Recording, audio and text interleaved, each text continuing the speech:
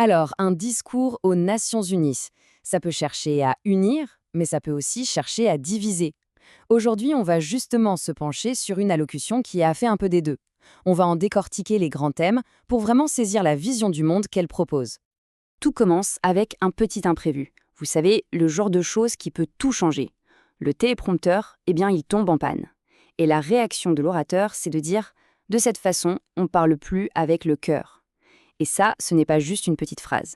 Ça donne tout de suite le ton. On n'est plus dans un discours classique, lu et préparé, mais dans quelque chose qui se veut beaucoup plus personnel, plus authentique. Bon, pour y voir clair, on va suivre le fil du discours en 5 points. D'abord, on va parler de cet âge d'or américain. Ensuite, comment ça se traduit sur la scène mondiale. Troisième point, la critique du mondialisme. Puis, on abordera ce que l'orateur appelle l'arnaque de l'énergie verte. Et enfin, on terminera sur l'appel à la souveraineté. C'est parti! Alors, premier grand thème, un âge d'or américain, avec un focus sur le renouveau national. Ici, le discours est vraiment tourné vers l'intérieur, vers le pays lui-même. L'idée, c'est de montrer une sorte de renaissance spectaculaire. Et pour ça, l'orateur va s'appuyer sur 3 piliers: l'économie, la sécurité aux frontières et la criminalité. Et cette phrase, c'est véritablement l'âge d'or de l'Amérique. Ce n'est pas juste un slogan lancé en l'air. C'est vraiment le cœur du récit pour toute cette première partie. Ça installe l'idée d'un changement majeur, presque historique. Alors voyons un peu comment c'est argumenté. Et pour argumenter, la méthode est assez directe. C'est un grand avant-après. D'un côté, l'administration précédente, avec des chiffres présentés comme, disons, pas très flatteurs, et de l'autre, la situation actuelle, décrite comme une réussite totale. Les investissements qui explosent, l'immigration illégale à zéro, l'inflation vaincue. Le message est simple, percutant et se veut sans appel. Et pour rendre ce succès économique encore plus tangible, on sort un chiffre. 48. 48 records boursiers en très peu de temps. C'est un chiffre précis, facile à retenir. C'est une façon, bien sûr, de donner une impression de preuve, de montrer que les marchés sont en confiance et que l'économie tourne à plein régime. Mais bon, la bourse, c'est une chose. Pour que l'idée d'un âge d'or fonctionne, il faut que ça touche tout le monde. Donc le discours enchaîne en disant que cette reprise, elle profite aussi directement aux travailleurs.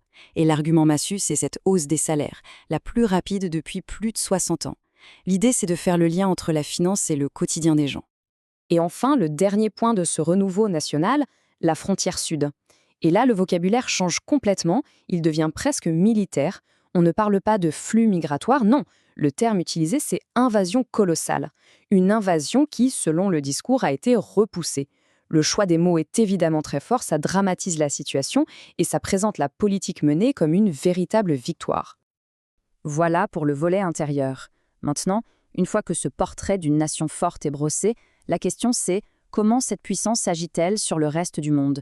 C'est là qu'on arrive à notre deuxième partie, remodeler la scène mondiale ou comment affirmer la force américaine à l'étranger. Et là, on entre dans une affirmation pour le moins audacieuse. Le discours revendique la fin de pas moins de 7 guerres, qualifiées d'interminables, et tout ça en seulement 7 mois. La liste est assez impressionnante, elle couvre plusieurs continents. C'est évidemment présenté comme la preuve ultime d'une diplomatie ultra efficace.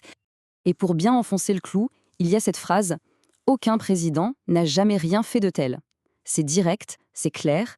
Le but n'est pas de dire « on a bien travaillé », mais de dire « on a réalisé un exploit historique, quelque chose que personne n'avait fait avant ».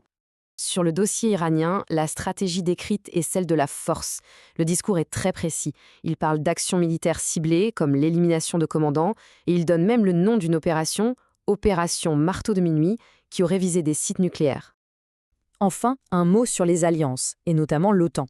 Là, le discours se vend d'avoir mis la pression sur les alliés et d'avoir réussi. Le résultat affiché, c'est que les partenaires se seraient engagés à plus que doubler leurs dépenses de défense, passant de 2% à 5% de leur PIB. Le message est donc celui d'un leadership qui obtient des résultats en étant ferme. Bon, cette vision d'une Amérique qui agit fort et parfois seule, elle se heurte forcément aux grandes institutions internationales. Et ça nous amène tout droit au troisième thème, une critique assez virulente du mondialisme. Et dans le viseur, on trouve l'ONU, la migration et la question de la souveraineté. Et cette critique, elle commence par une question qui a l'air simple, mais qui est en fait fondamentale. Quel est le but des Nations Unies?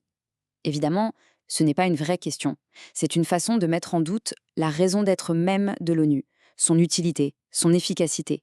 Et la réponse, selon le discours, c'est que non seulement l'ONU ne résout pas les problèmes, mais qu'elle en crée. L'exemple brandi, c'est son rôle dans le financement de l'aide aux migrants, qui est vu ici comme une manière d'encourager les gens à venir illégalement jusqu'à la frontière américaine. Et pour appuyer cette idée de frontières fermées, le discours va chercher des exemples en Europe. Il cite ces chiffres qui montrent le pourcentage de détenus étrangers dans les prisons de plusieurs pays. L'objectif est clair, établir un lien direct entre immigration et criminalité. Après le mondialisme, le discours s'en prend à un autre grand adversaire idéologique, les politiques sur le climat. C'est notre 4e partie, qu'on pourrait appeler l'arnaque de l'énergie verte. C'est une critique très directe de toute la politique sur le changement climatique.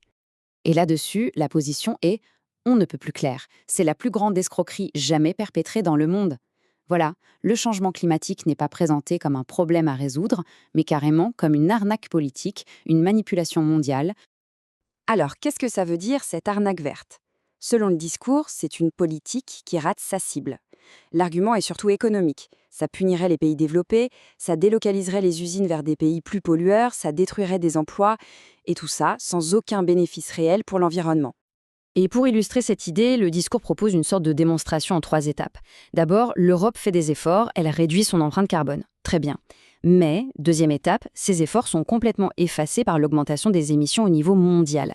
Et enfin, 3e étape, on pointe du doigt le principal responsable de cette augmentation, la Chine. La conclusion, c'est que les efforts de l'Occident ne servent à rien. Donc si on résume, on a eu le renouveau du pays, la critique du mondialisme, le rejet des politiques climatiques. Tous ces éléments convergent vers un point final. La conclusion du discours, c'est notre 5e partie, un appel à la souveraineté. Et tout le discours pourrait se résumer à cette phrase. Vous avez besoin de frontières solides et de sources d'énergie traditionnelles si vous voulez redevenir grand. C'est la thèse centrale. La grandeur d'un pays, selon cette vision, repose sur ces 2 piliers, des frontières bien gardées et une énergie classique. C'est une opposition frontale à tout ce qui a été critiqué avant. Finalement, ce discours nous laisse avec une question fondamentale qui est au cœur de beaucoup de débats aujourd'hui. Comment les nations souveraines devraient-elles trouver le juste milieu entre la défense de leurs propres intérêts et la nécessité de coopérer au niveau mondial? C'est une tension permanente et, bien sûr, il n'y a pas de réponse facile.